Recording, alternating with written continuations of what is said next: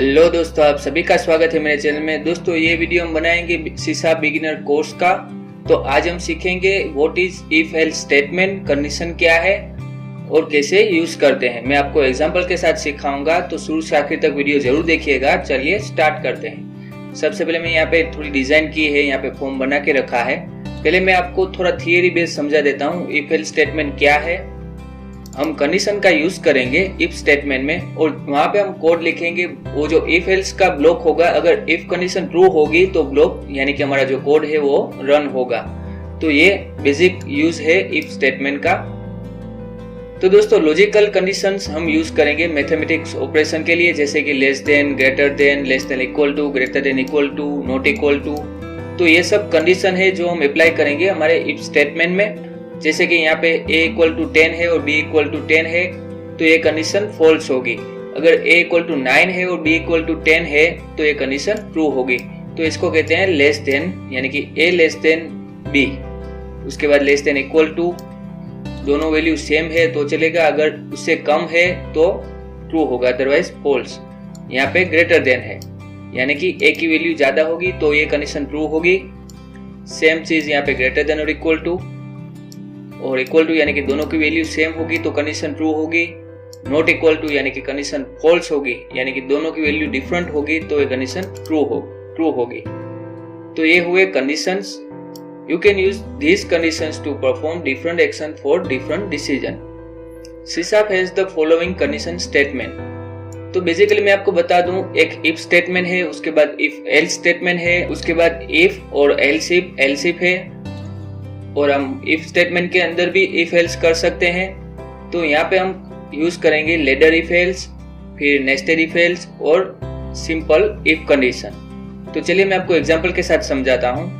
तो यहाँ पे मैंने ऑलरेडी एक डिजाइन करके रखी है। यहाँ पे a की वैल्यू आएगी, यहाँ पे b की वैल्यू। जैसे हम एग्जीक्यूट पे क्लिक करेंगे तो यहाँ पे रिजल्ट होगा। तो यहाँ पे एग्जीक्यूट बटन पे आप जाइए। दोस्तों सबसे पहले हम इफ स्टेटमेंट देखेंगे। तो यहाँ पे दोस्तों एक बात खास याद रखिएगा, इफ यानी कि IF दोनों स्मॉल में होने चाहिए। अगर कोई भी एक कैपिटल होगा या दोनों कैपिटल होंगे तो एरर जनरेट होगी, आप यूज नहीं कर सकते हैं। दोनों स्मॉल में रखना है। उसके बाद यहाँ पे कंडीशन, तो यहाँ पे हम टेक्स्ट बॉक्स 1 लिया मैंने, उसके बाद टेक्स्ट। तो यहाँ पे हम यूज करेंगे इक्वल साइन, यानी कि दोनों की वैल्यू सेम होगी तो ये ब्लॉक जनरेट होगा। तो यहाँ पे टेक्स्ट कर देते हैं, उसके बाद यहाँ पे ओवर, और यहाँ पे हम ये ब्लॉक के अंदर आप कुछ भी लिखोगे, अगर ये कंडीशन ट्रू होगी तो ये आपको रिजल्ट देंगे, अदरवाइज रिजल्ट नहीं मिलेगा। तो फॉर एग्जांपल हमारा जो लेबल रिजल्ट है उसका नाम है label6.text। तो यहाँ पे हम कर देते हैं कंडीशन ट्रू, एक मैसेज पास कर देते हैं। अगर ये कंडीशन ट्रू होगी तो ये आएगा, अदरवाइज ये नहीं आएगा। तो मैं आपको रन करके दिखा देता हूँ।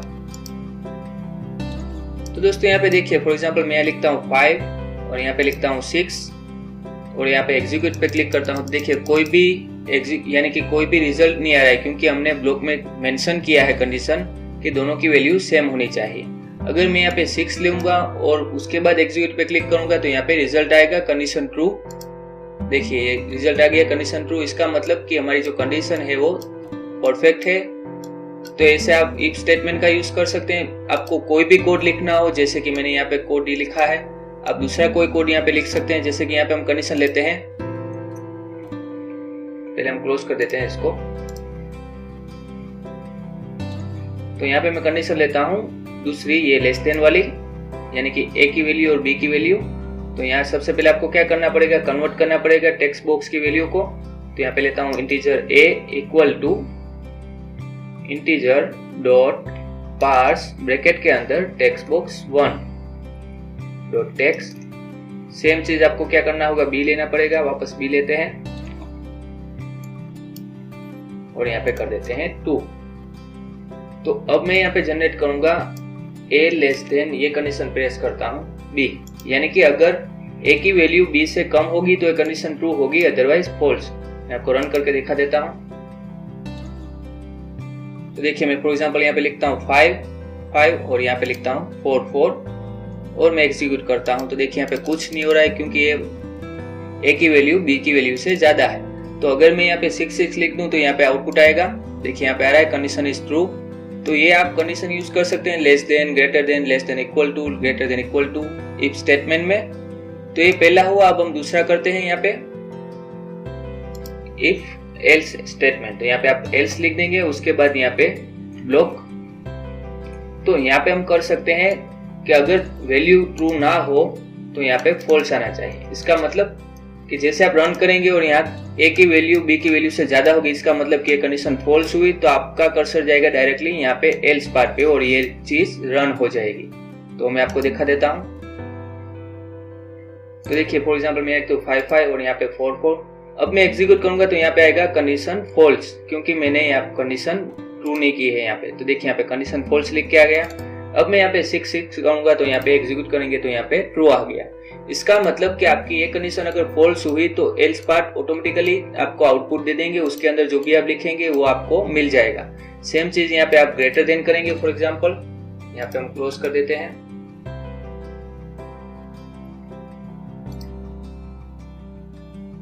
यहाँ पे कर देता हूँ ग्रेटर देन, यानी कि अब ए की वैल्यू ज्यादा होनी चाहिए, बी की वैल्यू कम होनी चाहिए। तो यहाँ पे मैं करता हूँ फॉर एग्जाम्पल 6 और यहाँ पे 7। तो ये कंडीशन फॉल्स हुई क्योंकि इसकी वैल्यू ज्यादा है। तो यहाँ पे मैं कर देता हूँ 5। तो देखिए अभी ए की वैल्यू ज्यादा हो तो यहाँ पे कंडीशन ट्रू होगी। तो ये हुए इफ एल्स स्टेटमेंट। अब मैं आपको दिखाता हूँ दूसरा एल्स इफ, यानी कि अगर आपकी कंडीशन पहली कंडीशन फॉल्स हुई तो दूसरी कंडीशन चेक करेंगे, वो अगर ट्रू होगा तो उसमें आएगा, अदरवाइज एल्स पार्ट में आएगा। तो यहाँ पे मैं लिख देता हूँ a इक्वल टू बी, यानी कि अगर दोनों की वैल्यू सेम होगी तो ये होना चाहिए। लास्ट में मैं लिखता हूँ एल्स पार्ट। दोनों की कंडीशन यानी कि दो कंडीशन फॉल्स हुई तो आउटपुट आएगा ये जो हम एल्स पार्ट में लिखेंगे। तो यहाँ पे मैं लिखता हूँ सिर्फ फॉल्स, यहाँ पे लिखता हूँ मैं जो हमने कंडीशन रखी उसका सेम, यानी कि यहाँ पे सेम लिख देता हूँ और यहाँ पे सिंपली ट्रू। तो पहले ये चेक करेंगे, उसके बाद ये, उसके बाद ये। मैं आपको एग्जांपल दिखा देता हूँ। फॉर एग्जांपल यहाँ पे ब्रैकेट पॉइंट रख के अब मैं क्या करता हूँ, पहले की वैल्यू जो है वो मैं बड़ी कर देता हूँ। तो अब मैं क्या करता हूँ, यहाँ पे देखिए यहाँ पे पहली कंडीशन ये है ए ग्रेटर देन बी होना चाहिए, यहाँ इसलिए कि यहाँ पे ज्यादा वैल्यू और यहाँ पे कम होनी चाहिए। तो मैं यहाँ पे ज्यादा कर रहा हूँ, इसका मतलब ये कंडीशन फॉल्स होगी। दूसरी कंडीशन है इक्वल यानी कि दोनों सेम होना चाहिए, वो भी फॉल्स होगी, तो एल्स पार्ट में जाएंगे। तो आपको मैं F11 करके दिखा देता हूँ। यहाँ पे आपको F11 प्रेस करना है। तो देखिए पहले यहाँ पे जाएंगे, फिर यहाँ पे आ रही है कंडीशन, ये भी फॉल्स हुआ, उसके बाद एल्स पार्ट में जाएंगे और आपको आउटपुट मिल जाएगा। देखिए यहाँ पे आ गया फॉल्स। तो ऐसे आप यूज कर सकते हैं, F11 प्रेस करके आपको ब्रेक पॉइंट मिल जाएगा। मैं यहाँ से निकाल देता हूँ और रन। तो इसके अंदर मैं लिखता हूँ 11 और यहाँ पे 12, तो फॉल्स हुआ। अब मैं यहाँ पे 3 लिखता हूँ तो यहाँ पे ट्रू हुआ। अब मैं यहाँ पे 2 लिखता हूँ तो यहाँ पे सेम हुआ, यानी कि तीनों स्टेटमेंट रन हो रहे हैं यहाँ पे परफेक्ट। तो ऐसे आप इफ एल्स वापस आपको एल्स इफ करना है तो भी कर सकते हैं, जितना भी आपको लंबा करना है आप कर सकते हैं। और दूसरी एक चीज, अगर मुझे इफ के अंदर ही सब कुछ करना है, फॉर एग्जाम्पल यहाँ ये निकाल देता हूँ, मैं इसको भी निकाल देता हूँ। अब मुझे क्या करना है यहाँ पे कि अगर ये कंडीशन ट्रू हुई तो उसके अंदर दूसरी कंडीशन होनी चाहिए, यानी कि इफ इसके अंदर लिख देता हूं मैं a इक्वल टू b और यहाँ पे अवर, उसके बाद एल्स और यहाँ पे अवर। तो ये क्या करेंगे, सबसे पहले ये कंडीशन चेक करेंगे। अगर ये ट्रू हुआ तो उसके बाद ये कंडीशन चेक करेंगे। अगर ये ट्रू हुई तो ये ब्लॉक में जो लिखेंगे हम वो रन होगा, यानी कि मैं यहाँ पे लिख देता हूँ ये। अगर ये ट्रू नहीं हुई तो इसका मतलब फॉल्स हुआ, तो ये एल्स पार्ट रन होगा, ना कि वो एल्स पार्ट। तो पहले मैं ये चीज आपको दिखा देता हूं।